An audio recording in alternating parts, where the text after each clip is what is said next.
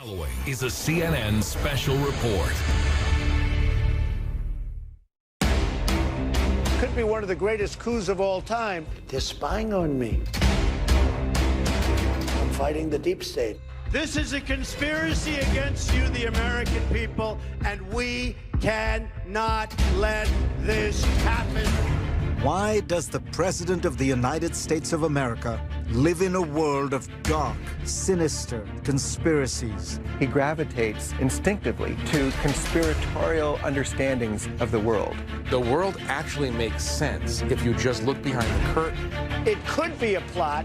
There are dark, malevolent forces behind the curtain. Lurking behind that curtain, he sees political enemies. Obamagate. Some terrible things happened, and it should never be allowed to happen in our country again. Joe Biden and his son are corrupt. Hillary Clinton, she's a world-class liar. He sees a plot to steal an election. Voter fraud, voter fraud. Here's the evidence. This whole election is being rigged. It's a lie. And it's dangerous. A burn-it-down strategy. It doesn't just defeat an opponent, it actually damages democracy. COVID-19 is a hoax. Trump has conspiracy theory allies. Obama and Hillary both smell like sulfur. America is back! It's totally nuts. Even crazier, the conspiracies of Trump fans. The QAnon conspiracy. Donald Trump is the hero. Being thwarted by a ring of pedophiles and child traffickers. Trump is part of the Q team. How did we get here? This is the first time in our history that a conspiracist holds the highest office in the land. This is not something we've seen in a functioning democracy. A democracy that will soon elect a president.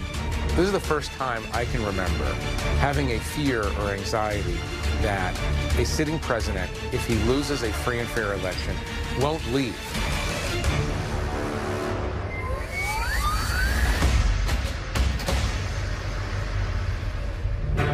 Good evening, I'm Fareed Zakaria. Let me begin with a confession. This is not the kind of topic I usually tackle, and I am concerned about repeating false information. But this subject is urgent because the conspiracy theories circulating now are dangerous, and the President of the United States is trafficking in them. When Donald Trump tells us elections are rigged, Obamagate is the biggest scandal in history, some know these ideas are wholly false, but others are less certain, especially when they hear a story full of details that seems to explain everything.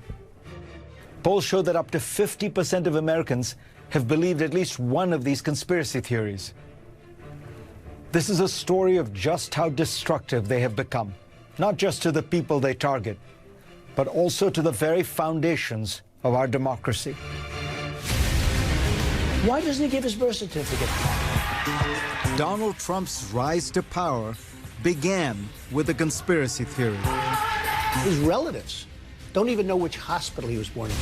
This is the hottest thing out there. This hat, you can't get him. As he tested the waters to run for the White House, people have birth certificates. He doesn't have a birth certificate. If he doesn't, it's one of the greatest scams in the history of politics.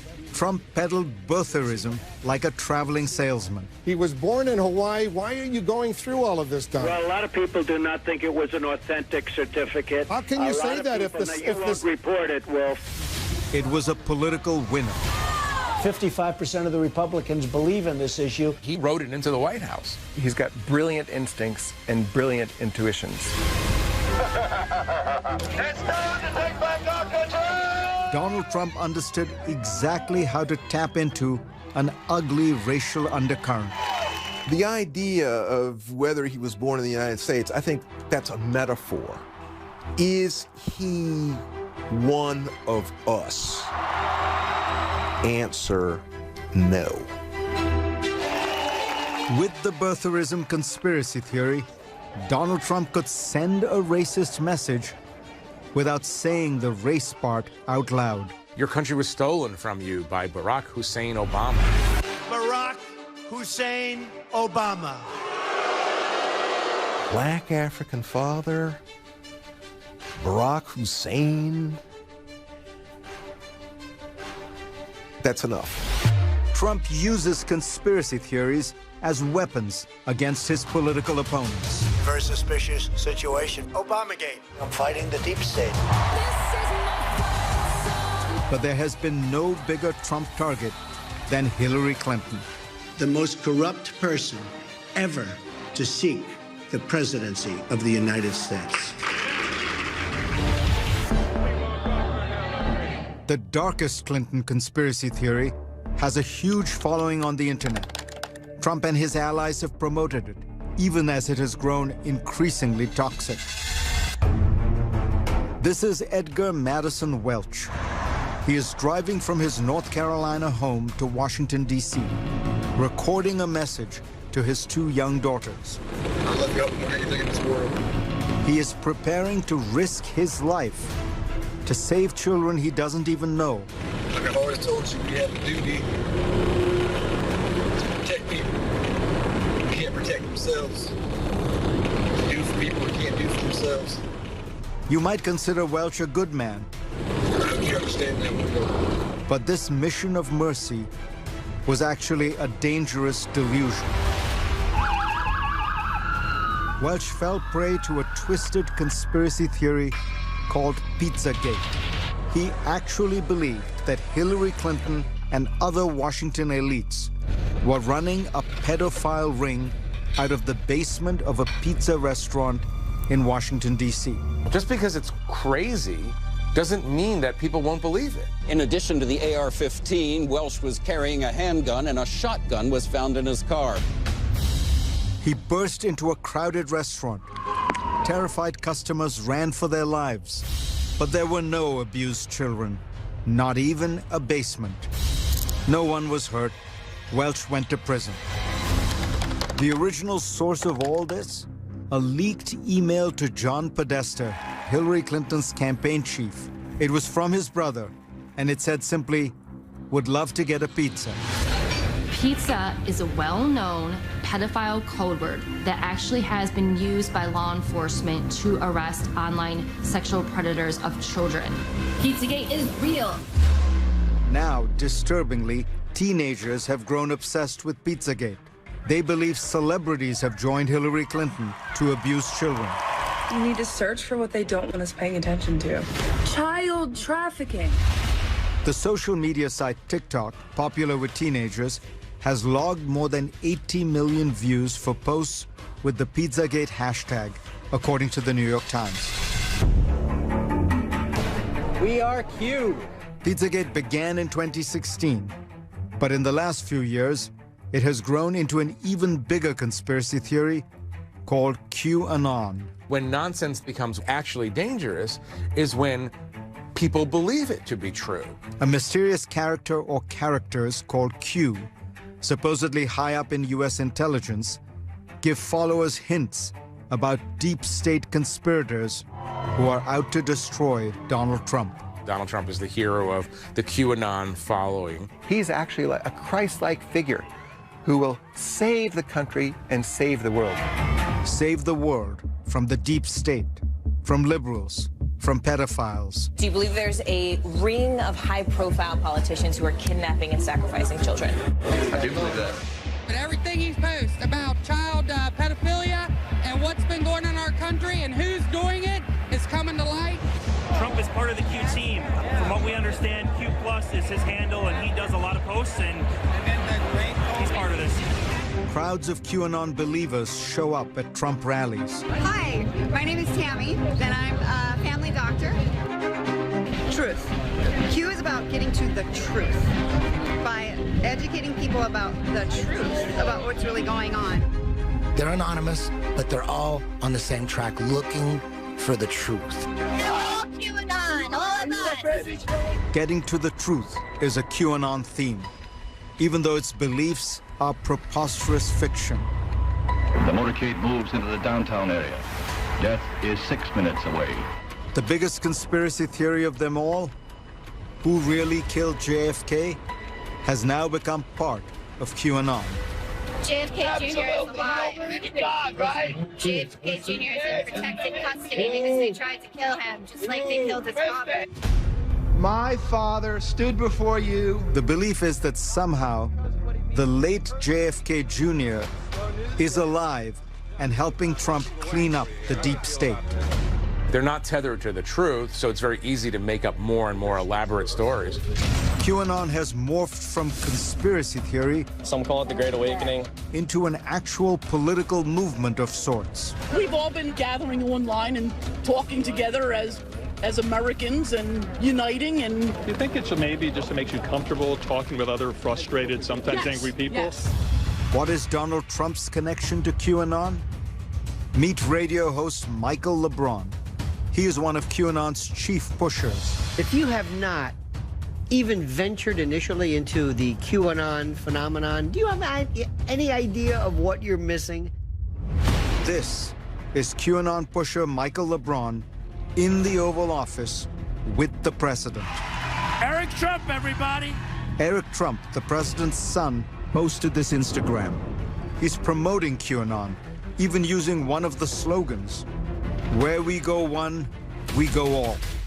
You're wearing a shirt that says Q, WWG, 1WGA. What does that mean? It means where we go one, we go all. Where we go one, we go all. Where we go one, we go all. General Michael Flynn, the former national security advisor, whom Trump has lavishly praised as a fine man wronged by the justice system, took the QAnon oath on the 4th of July with family and friends. God bless America. God bless America. Flynn's lawyers tell CNN that the oath he took was not connected to QAnon. Where we go one. But in fact, that oath is universally recognized inside the Q movement. Where we go one. We go all. Where we go one, we go all. President Donald Trump frequently retweets QAnon accounts. On the 4th of July, the same day Michael Flynn took his oath, while the coronavirus was surging to record levels all over the country, the president retweeted QAnon accounts 14 times. No one is sure how many people are in the group, but according to the Washington Post, about 600,000 people have voted for QAnon-connected political candidates. Media Matters has documented at least 46 of them are in the current election cycle. I'm Marjorie Greene, and I approve this ad. Marjorie Greene faces an August runoff in her effort to win a congressional seat from Northwest Georgia. Q has put out there that many high-level officials will soon be arrested. Is it going to be true that the child pedophilia and the elites in the Washington, D.C., is that what we're really going to see come out? Is it going to be satanic worship? Save America. Marjorie Greene is favored to win that seat in the House of Representatives. Perhaps the biggest question surrounding all of this is why? Why would anyone believe any of these conspiracy theories? It's so unsettling and I think quite authentically terrifying to live in a world that we feel we can't control. Conspiracism becomes very, very seductive, very, very attractive, because it explains that the world is arrayed against you, and this is the important part, it's not your fault. Not my fault. I inherited this mess, but we're fixing it. Hey, it's not my fault. I didn't put us there. No, I don't take responsibility at all. It externalizes blame. That's what QAnon does for people. And it seems to give its followers a kind of emotional support. It creates an explanation that comforts and consoles. And there's always this unnamed, unseen, deep state that is actually responsible for everything. QAnon provides people with the psychological comfort they need. What it does for Donald Trump is that it provides the fear that keeps his base motivated. Several studies done by scientists from the United Kingdom and Poland found that conspiracy-minded people have a strong need to feel better or smarter than others. They are, in other words, narcissistic. If that sounds familiar, I don't think this is the most controversial thing in the world to state that he is, even by the standards of American politicians, unusually narcissistic. I alone can fix it. People would say I'm the super genius of all time. The one that matters is me. Is it possible that Trump just uses conspiracy theories to gin up his base? Maybe, but he has a conspiracist mindset. he gravitates instinctively, naturally, inescapably to conspiratorial understandings of the world. There's something going on that we don't know about. A lot of people are saying they had spies in my campaign. It could be a plot. I mean, I don't want to think in terms of conspiracy, but it could be a plot. Trump's conspiracy theories resonate deeply with his voters, and that raises the most troubling aspect of this story. Our immune system has been weakened to conspiracy thinking. This is why it's so dangerous. Many Americans are vulnerable to conspiracy theories because they don't trust government, officials, or institutions. Listen to what this QAnon follower says. We can all admit that pretty much everybody knows the government is corrupt. Q, to me, is just showing that it's a lot more corrupt than we thought. Pew Research shows America's trust has been dropping for decades. Just look at the last 20 years. By the time Donald Trump was elected president, belief and faith in democracy had reached an all-time low. Trust in the media took a similar plunge, and Donald Trump knows it. Just remember, what you're seeing and what you're reading is not what's happening. What's important is to get them to disbelieve everything. This is the way in which hard demagoguery can destroy democracy. All of this as we face a presidential election. Voter fraud, voter fraud. The most corrupt election in the history of our country. It's a lie. Coming up next, the biggest conspiracy threat of all. The sort of thing I never imagined would be possible in the United States of America.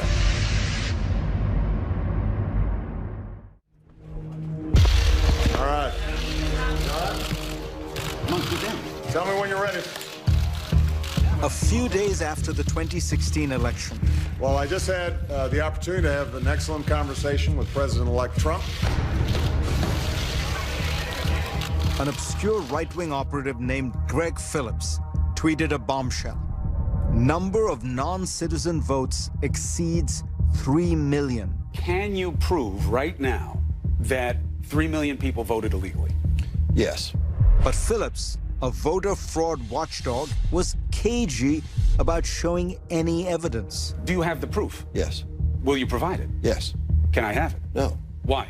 We're going to release everything to the public. When? As soon as we get done with the checks. Wait, hold on. So you're not done checking it yet? Questions about a possible recount. In fact, when Phillips made his outrageous claim, recount votes in Michigan, Pennsylvania, and Wisconsin. States had not even certified their election results. We're not going to make a mistake. But that's we're going on to do you. this. We're doing it. But you already accused them. Look, I'm not a politician. I'm just a guy. Millions of dead people voting. Millions of illegals voting.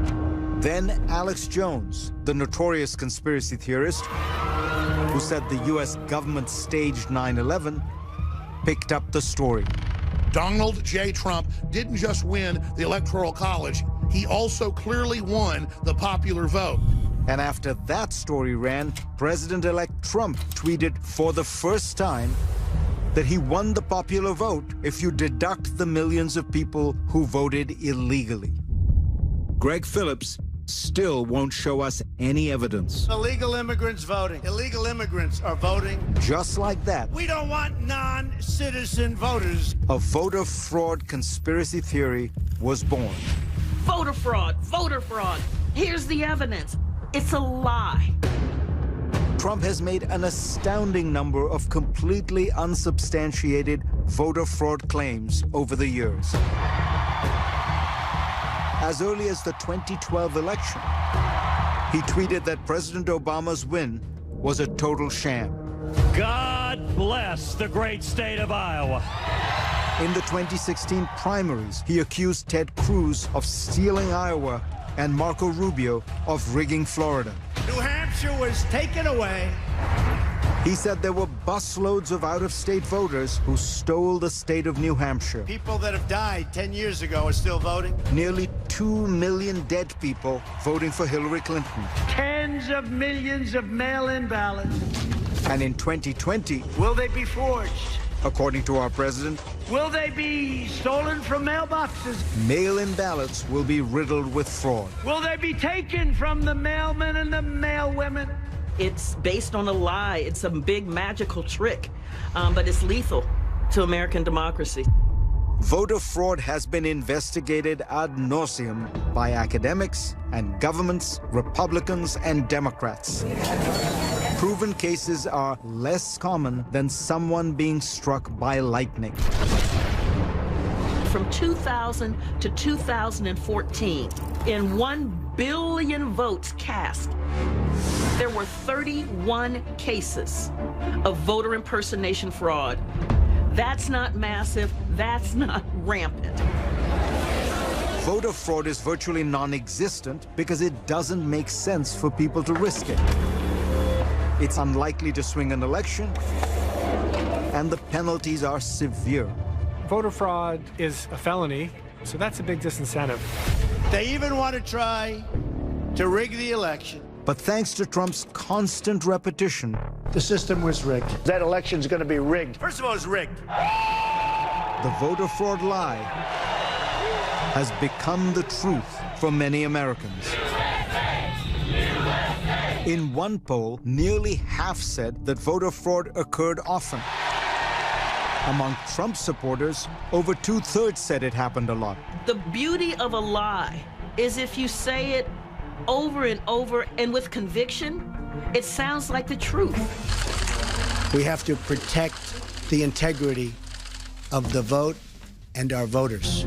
Trump doubled down on his conspiracy theories when he formed a presidential commission to investigate voter fraud. Criticized as a misguided effort to prove the unprovable. After a few months of bureaucratic blundering, one senior White House advisor telling CNN, quote, it was a poop show. They used a different word. It ended in disgrace. In that commission's report, when you get to the section marked voter fraud, the pages are blank. But the voter fraud lie lives on.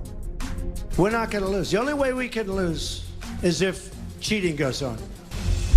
Voter fraud conspiracy theories have been around long before Donald Trump. Vote fraud threatens the very integrity of our process. In the 2000s, some Republicans began spinning tales of widespread voter fraud. There are many ways to jimmy the system. There was growing concern in the party about the nation's demographics. This is your victory. That more people of color who traditionally voted Democrat were going to the polls. Certain Republican elites came to believe that the Republican Party had an interest in depressing turnout. And that's when they invented the fiction of voter fraud. Requiring people to show photo ID in order to vote. Some in the party used the myth of rampant voter fraud, pushing more voters out of the ballot box, to justify new voting restrictions. I just think it's terrible because there's so many people that don't have ID and they're not going to be able to vote. That made it harder for Black Americans to vote. We're ready to march on ballot boxes. A shameful echo Your orders to disperse of the Jim Crow South. We're taking a very close look at Wisconsin right now. In 2016, these measures had a real impact. Donald Trump continues to maintain his lead of about 90,000 votes. Tens of thousands of people were deterred from voting in Wisconsin because of that state's ID law. The question then is, are there other Democratic votes out there somewhere? It's just not enough. And Black voter turnout plummeted. CNN now projects that Donald Trump will carry the state of Wisconsin. Trump won the state by less than 23,000 ballots. Voter fraud doesn't change an election result. Voter suppression does. Millions and millions of ballots. Trump's doubling down on his ballot box conspiracy theories in 2020. Will they be counterfeited by groups inside our nation? From rigged mail-in ballots? Will they be counterfeited by the millions by foreign powers? To votes being air-mailed from China. There's growing fear that Trump's disinformation campaign will cast doubt on the outcome of the election. Democrats and Republicans are gaming out worst-case scenarios. This president's going to try to steal this election. This will be, in my opinion, the most corrupt election in the history of our country. Donald Trump may be saving his most dangerous conspiracy theory for last. I think of all the conspiracies, this one is one I worry about the most.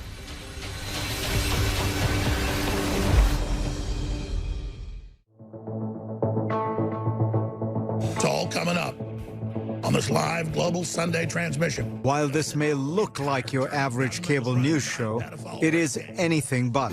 Leading a frontal assault on the lies of the New World Order. I don't like them putting chemicals in the water that turn the friggin' frogs gay. The globalists are filling our water with radioactive isotopes. They believe they are possessed by entities, basically space aliens. This is Alex Jones, host and founder of InfoWars, a leading conspiracy talk show and website. Hillary and Obama want to make you poor. And he screams and rants on air. They hate you. Spewing venomous hate. They hate God. They hate children. And goddamn them to hell. You can kiss him. Give him a kiss. And he has also been a principal news source for the president. It is surreal to talk about issues here on air and then word for word hear Trump say it 2 days later. His real name is Barry Soetoro. He was born Barry Soetoro. Somewhere along the line, he changed his name. I think she's going to show up and on drugs, though. She's going to be whacked out. I think we should take a drug test prior to the debate. To have conspiracism move into the White House and then have a president welcome it, amplify it, recognize it, it's utterly unprecedented. Donald, thank you for joining us. Thank you, Alex. Donald Trump first aligned himself with Jones in 2015. Your reputation's amazing. I will not let you down. Donald Trump basically said to Alex Jones, I love your work. It's totally nuts. So nuts, it begs the question, how did we get here? Love you, Alex Jones! To what some are calling the InfoWars presidency. Alex Jones, he was a nice guy, actually. And they think they're getting our guns. You may remember Alex Jones for spreading the most grotesque lie imaginable. Sandy Hook is a synthetic, completely fake, with actors, in my view, manufactured. Since claiming that the massacre of 20 first graders and 6 faculty members was all a hoax, Jones has been ordered to pay at least $100,000 in legal fees. Basically thought everything was staged. In one deposition, Jones testified that a form of psychosis had made him believe these preposterous claims. That's what Alex Jones does. That's the world he lives in. It's a world in which there's no true and false, where anything can be believed except the official account of anything. Buying this product. All these lies have proven to be a lucrative business for Jones. Introducing Cellforce. This stuff is incredible. Available at InfoWarsStore.com. I just can't express how serious the situation is. And part of the way he's been able to do that is by continually scaring his audience into telling them that disaster is approaching and then selling them products to mitigate that disaster. If you don't buy the products, we will not be able to fund this operation. His online store sells everything from freeze dryers to survival gear. We have the full My Patriot supply. This stuff kills the whole SARS corona family at point-blank range. Most recently, the FDA ordered Jones to stop selling fake cures for COVID-19. It kills every virus. There's money to be made in this. I only promote what I believe in. It is this conspiracy-riddled path that connected Donald Trump to Alex Jones. My audience, I'd say 90% supports you. Trump knows where his bread is buttered, and he makes his peace with someone like Alex Jones to keep power and to win in the next election. Come here and hear President Trump speak. Both men understood how to reach an audience and how to propel themselves into the mainstream. I doubt I'd be here if it weren't for social media. I'm able to go bing, bing, bing, and I take care of it. The other way, I'd never be able to get the word out. It's an information war. Like Trump, Jones used all kinds of media to push his agenda for years. You machine gunned a bunch of men, women, and children. He migrated from public access TV You idiot, it's real! to terrestrial radio to the internet. I've listened to you for 30 years! That unrestrained freedom combined with these algorithms that are designed to amplify whatever is most eye-catching and most shocking meant that he was just perfectly adapted to the internet. But that all came to a crashing halt in 2018. Apple, Facebook, YouTube, Spotify, Pinterest, and LinkedIn have all removed material from Jones. The deplatforming of Jones, Google is evil! Google is evil! especially by YouTube, it diminished him. I don't get a day in court. They lie about me. His viewership fell by about half. The president himself has also been policed for promoting violence and spreading false claims. Twitter has flagged several of his tweets over accuracy and copyright issues. While we may never know whether Jones or Trump truly believe in the crazy conspiracies they spread, this is the first time in our history that a conspiracist holds the highest office in the land.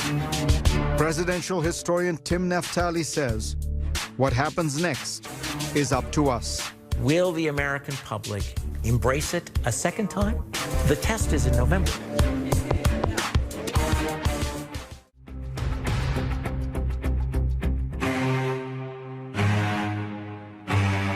We caught them. This is actually treason. They were spying on our campaign. It was treason. Long before Donald Trump became conspiracist in chief, there was Joseph McCarthy. Even if there are only one communist in the State Department, that would still be one communist too many. In the early 1950s, the Republican senator accused all kinds of Americans of treason, largely without any evidence. It was what Joe McCarthy called a vast communist conspiracy. This committee's activities may well determine whether this nation will live or die. What he did was to drum up this incredible fear. Yes, they're traitors to America. They're communists! They're communists!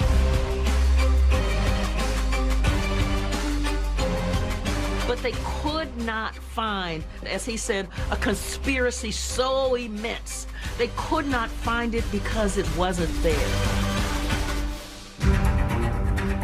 At the height of the Cold War, many Americans had legitimate fears about communism.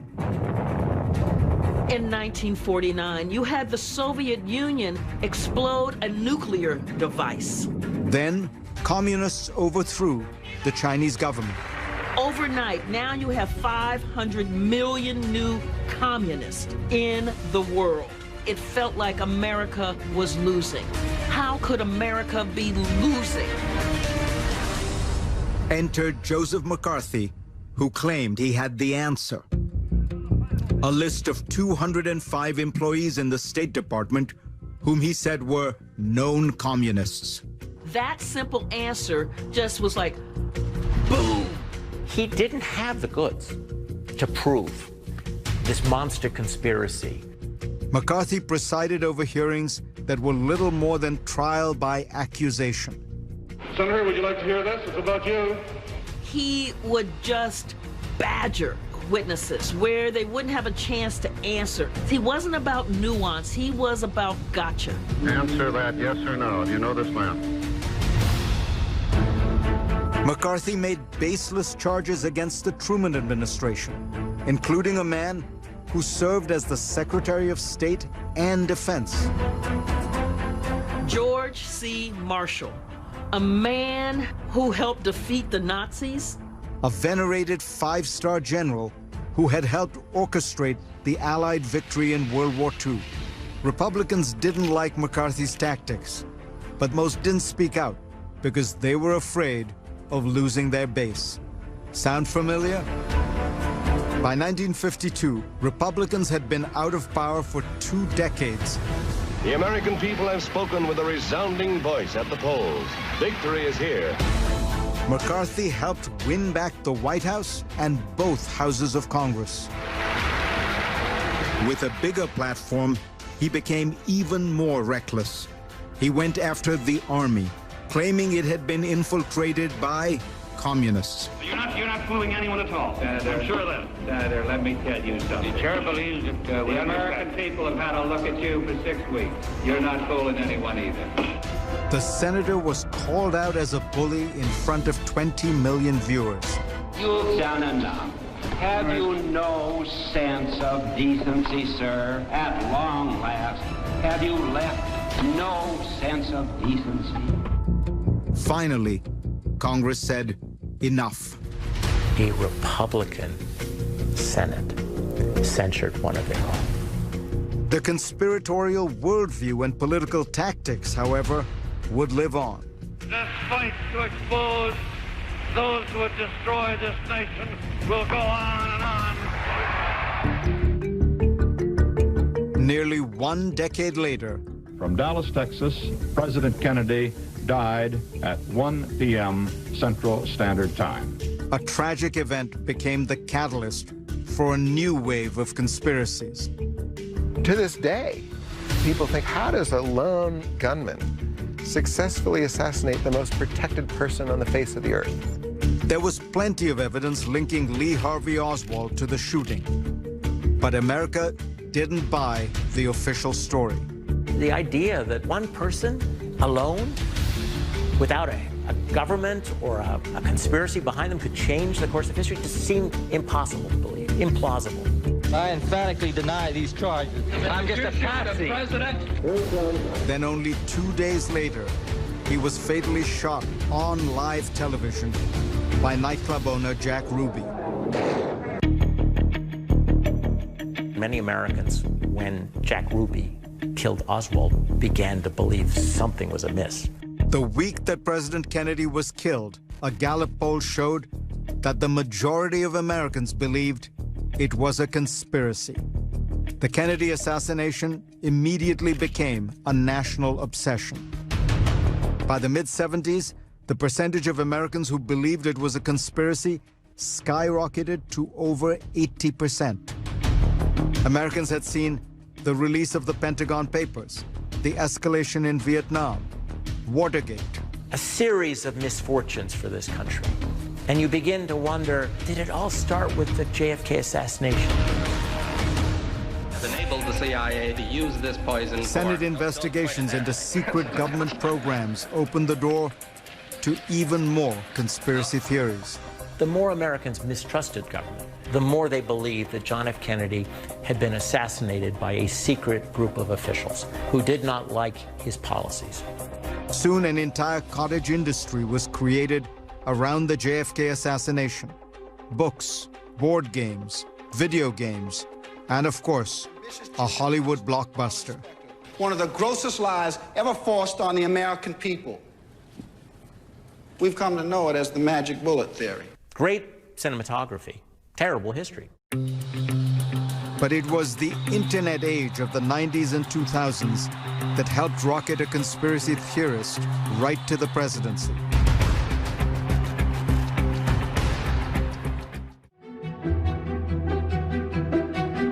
It is an undeniable fact.